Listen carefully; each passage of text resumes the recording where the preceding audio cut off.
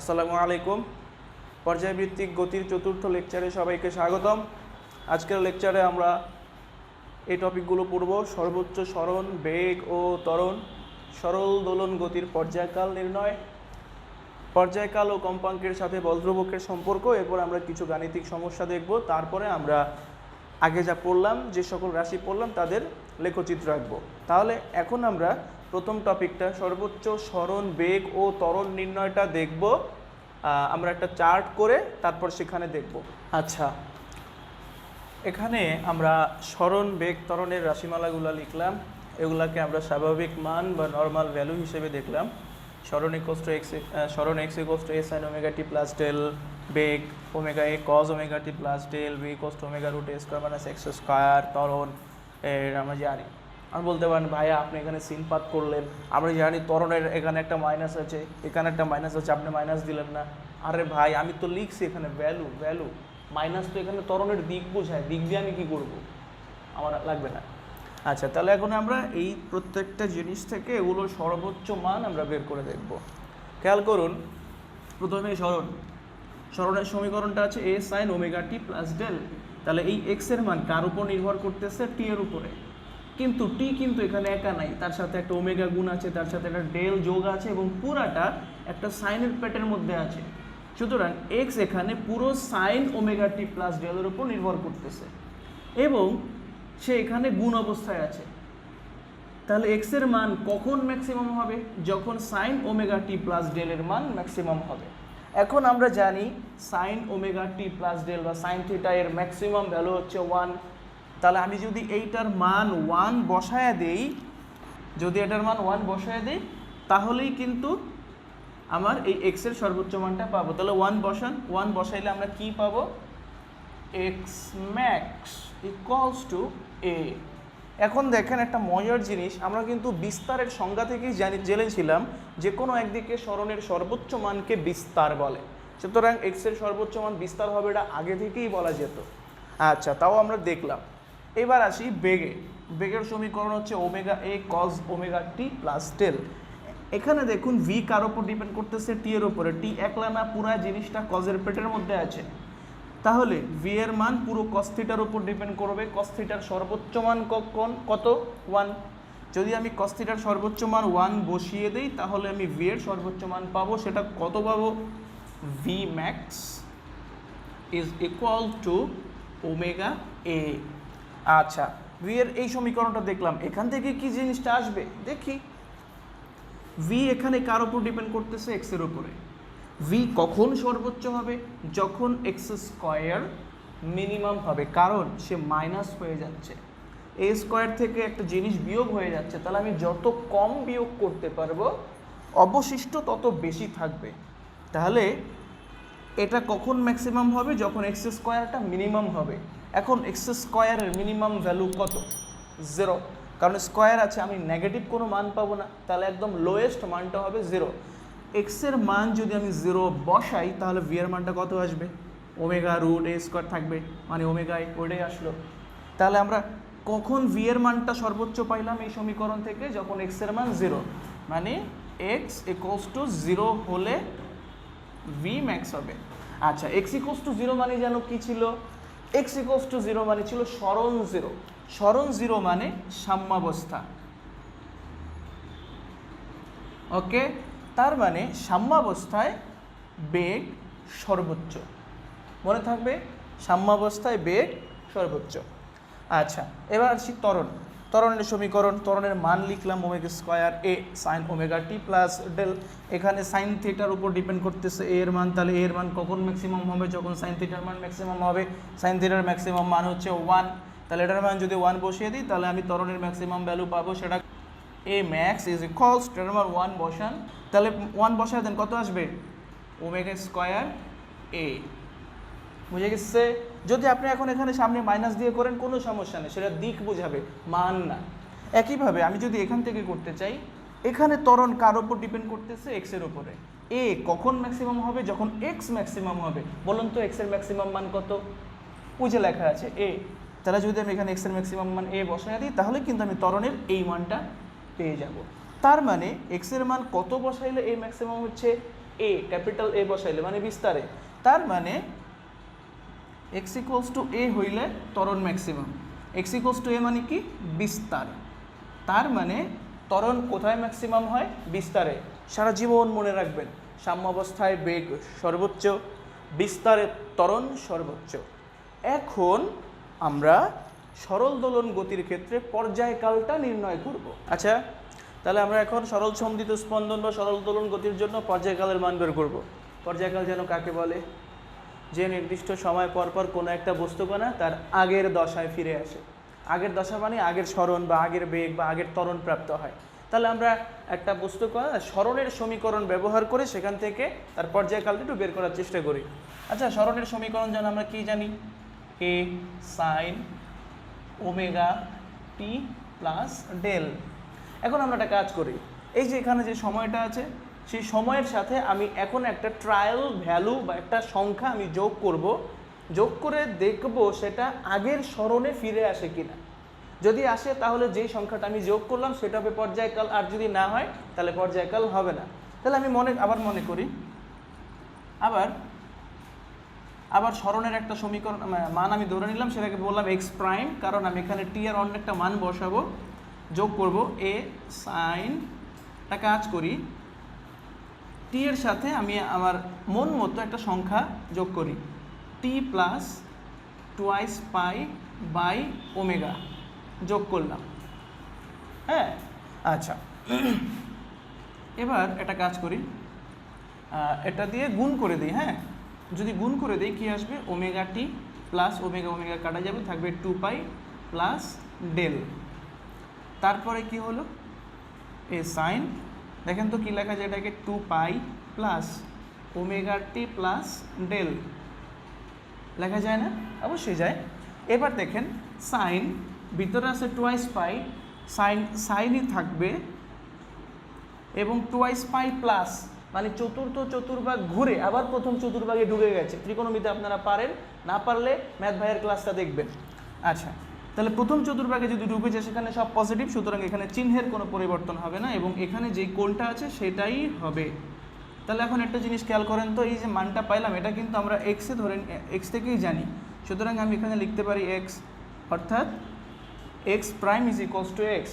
তার মানে এই টি এর সাথে এই সংখ্যাটুকু যোগ করার ফলে তার সরণের মান আগের সরণের সমান আসছে। যদি আমি বিয়োগ করতাম তাহলে কিন্তু এটাই আসতো। তার মানে এই সময়ের জন্য বস্তুটা বা সরলছন্দিত স্পন্দনরত কণাটা তার আগের সরণে আবার ফিরে এসেছে। তার মানে এই সংখ্যাটাকেই আমি তার পর্যায়কাল বলতে পারি। সুতরাং পর্যায়কাল T is equals to twice pi by omega. আচ্ছা, এখন আপনারা বলতে পারেন ভাই এটা তো আমরা আগে থেকে জানতাম। হ্যাঁ, জানতাম, সেটা বৃত্তাকার গতির জন্য। সরলছন্দিত স্পন্দনের জন্য এটা হবে কি না এটা কিন্তু আমরা তখন জানতাম না। আচ্ছা, তাহলে এই কারণেই আমি সেই বৃত্তাকার গতির ক্ষেত্রে টি এর যে মানটা জানতাম এই মানটাই বসালাম, অন্য কোনো মানও তো বসাইতে পারতাম। তাহলে বসা দেখলাম সেটা এইখানে খাটে কিনা, সুতরাং খেটে গেল, এখন আমাদের আর কোনো চিন্তা নেই। তাহলে এখন আমরা পর্যায়কাল এবং কম্পাঙ্কের সাথে বল ধ্রুবক কে এর একটা সম্পর্ক দেখব। আমরা একটু আগেই পর্যায়কালের জন্য একটা মান বের করলাম, তাহলে আমরা জানি পর্যায়কাল T equals to twice pi by omega, কিন্তু ওমেগা স্কোয়ার ইকুয়ালস টু আমরা জানি কে বাই এম, সুতরাং ওমেগা মানে কি হবে? Square root of K by M. তাহলে এই ওমেগার মানটা এখানে বসায় দেব, সুতরাং টি ইজ ইকুয়ালস টু আসবে twice pi root K by M. তাহলে কত আসবে? সব একতলা বানিয়ে দিলে T equals to twice pi root M by K. আবার আমরা যদি কম্পাঙ্ক বের করি, কম্পাঙ্ক মানে কি? কম্পাঙ্ক এফ ইকুয়ালস টু আমরা জানি 1/t। তাহলে টি এর এই মানটাকে যদি আমরা উল্টায় দিই তাহলে কিন্তু কম্পাঙ্ক চলে আসবে। তাহলে কীরকম আসবে? 1/টুয়াইস পাই রুট কে বাই এম, এটাই হবে কম্পাঙ্ক। ম্যাথটা সলভ করব। কি লেখা আছে? 50 গ্রাম ভরের একটি বস্তু 12 সেন্টিমিটার বিস্তার ও 1.5 সেকেন্ড পর্যায়কাল নিয়ে সরলছন্দিত স্পন্দনে স্পন্দিত হয়। নির্ণয় করতে থাকো। কি থাকো? কম্পাঙ্ক, কৌণিক বেগ, বল ধ্রুবক, সর্বোচ্চ বেগ ও সর্বোচ্চ ত্বরণ, সরণ যখন 6 সেন্টিমিটার তখন দ্রুতীয় ত্বরণ। আর ভাই পড়তে পারবো না, পরে তো আর পড়বই। আচ্ছা, ক নাম্বার দেখি। ক নাম্বার কি বলেছে? কম্পাঙ্ক।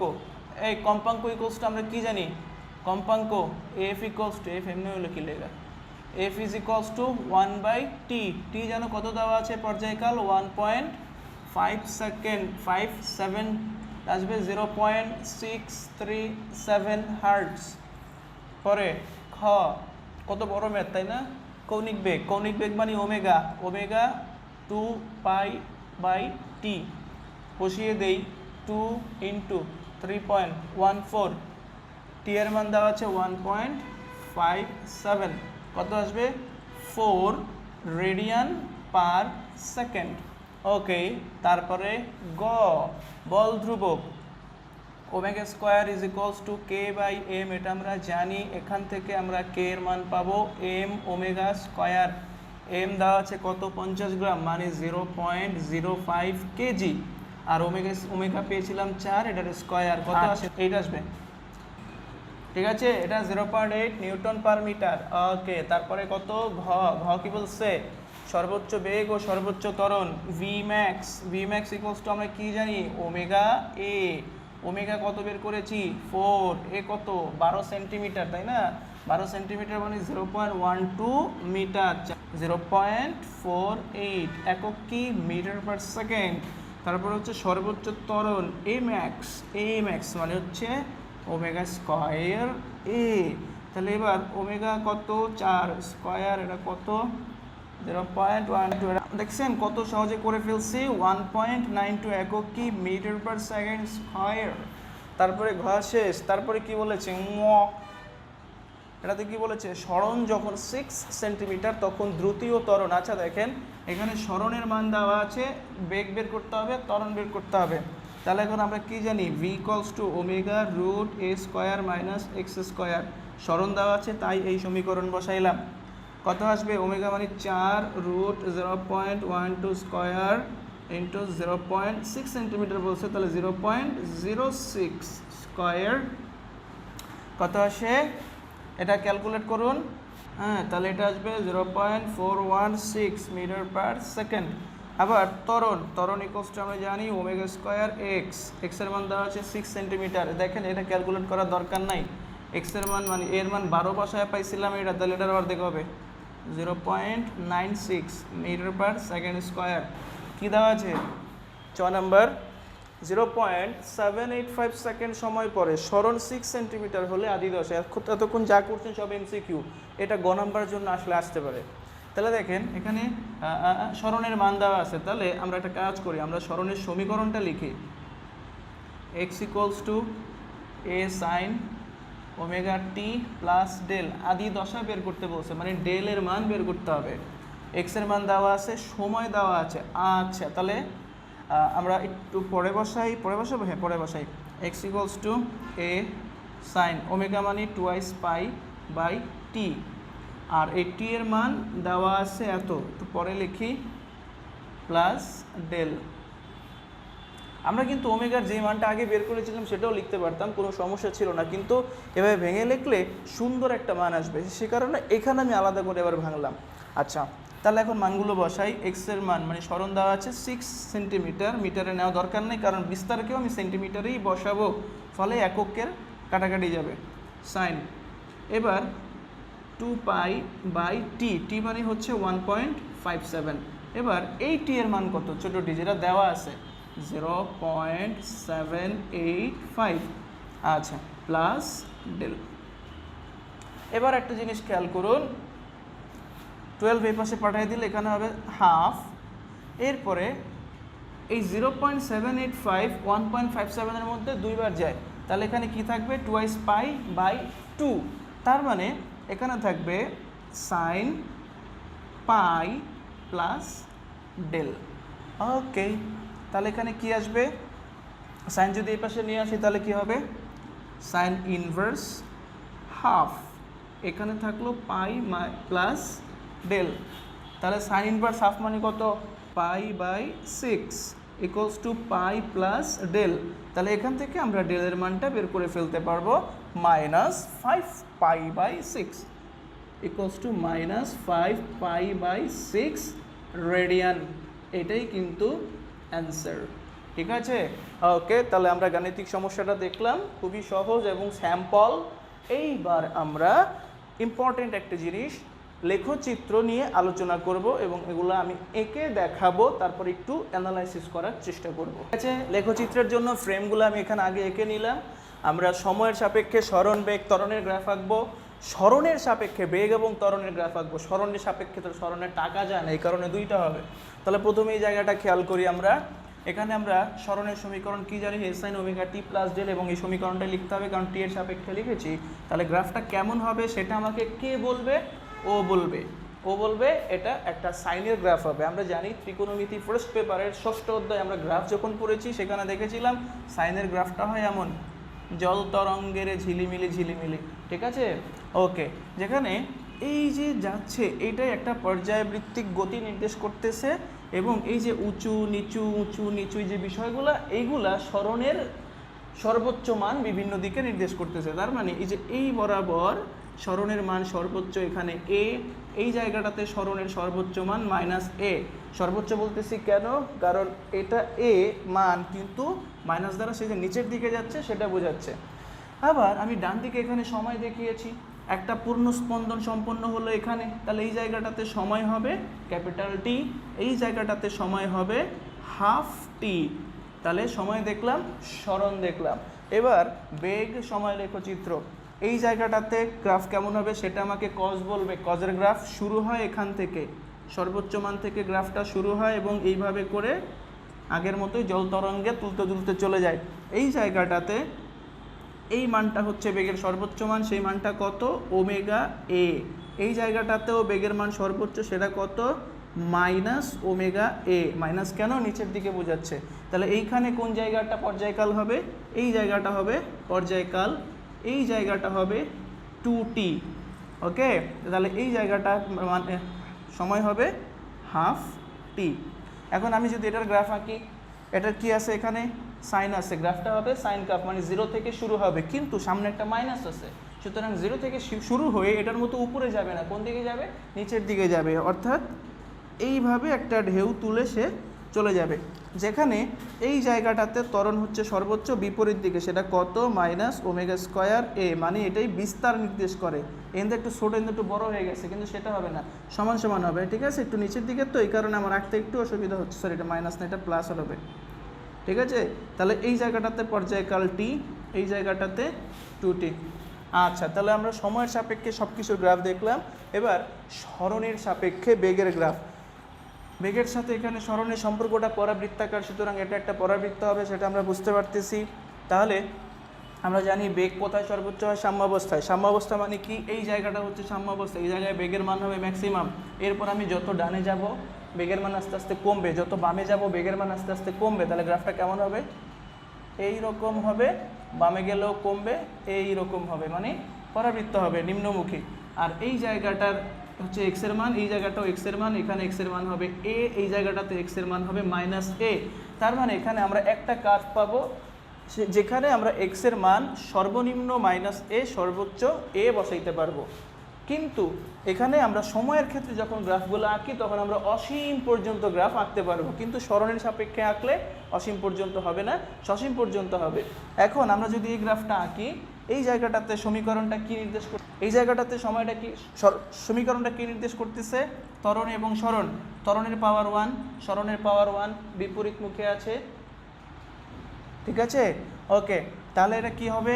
একটা মূলবিন্দুগামী সরলরেখা হবে, যেখানে এই জিনিসটা হচ্ছে ওই সরলরেখার ঢাল এবং এটা একটা ঋণাত্মক ঢাল। তাহলে গ্রাফটা কেমন হবে?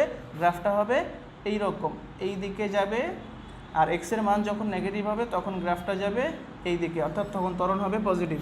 এইভাবে করে ত্বরণের মান আপ ডাউন করতে থাকবে, এবং এখানেও তার একটা সীমানা আছে, অর্থাৎ এক্সের মান ম্যাক্সিমাম আমি পাবো এ, এক্সের মান ম্যাক্সিমাম পাবো -a, মিনিমাম কিন্তু 0, মিনিমামটাকে আবার -a বলা যাবে না। তাহলে এখানে একটা জিনিস খেয়াল করি, এই সমীকরণ থেকে এক্স এর মানের একটা সীমানা আছে, সেটা হচ্ছে মাইনাস এ থেকে এ পর্যন্ত, এর বাহিরে যাওয়া যাবে না। এইখানেও এক্সের মান হচ্ছে মাইনাস এ থেকে এ, ঠিক আছে, এটাকে আমরা ডোমেন বলবো। তাহলে বেগের সর্বোচ্চ মান আমরা পাইছি ওমেগা এ, তাহলে বেগের সর্বনিম্ন মান কত? 0, এখান থেকে ওমেগা এ পর্যন্ত। হ্যাঁ, তাহলে এখান থেকে আমি রেঞ্জ এ এর মান কি পাবো? এ এর মান পাবো 0 থেকে মাইনাস ওমেগা স্কোয়ার এ পর্যন্ত, এটাই। তাহলে লেখচিত্রগুলো আমি এঁকে দিলাম, এগুলো বইয়ে সাধারণত থাকে না, সুতরাং এখন অ্যানালাইসিস করতে সুবিধা হবে এবং যদি কখনো এমসিকিউতে আসে আমরা খুব সহজে অ্যান্সার করতে পারবো। তাহলে আজকের লেকচার এই পর্যন্তই। আমরা আগামী লেকচারে সরলচন্দ্রিত স্পন্দনের ব্যবহার নিয়ে আসব। আগামী ক্লাসের আমন্ত্রণ জানিয়ে এখানেই শেষ করছি।